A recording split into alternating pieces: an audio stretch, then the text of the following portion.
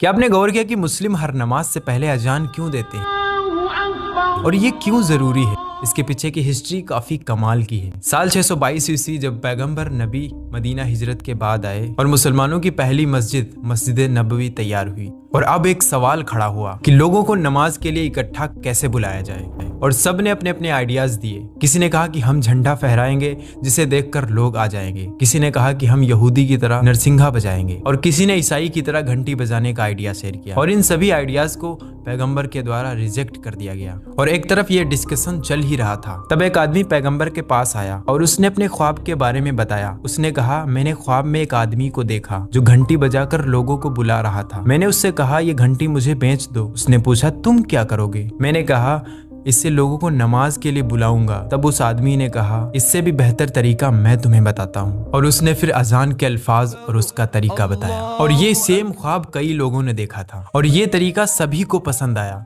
और कहा जाता है कि ये ख्वाब उस रब की तरफ से था। फिर पैगंबर ने एक ऐसे इंसान से अजान देने को कहा जिसकी आवाज इतनी बुलंद और इतनी शानदार थी, और उस इंसान का नाम था बिलाल इब्ने रबाह। और तब से लेकर आज तक इंडोनेशिया से लेकर इंटायर वर्ल्ड में एक भी ऐसा लम्हा नहीं गुजरता जहां पर अजान की आवाज ना गूंज रही हो। सब्सक्राइब।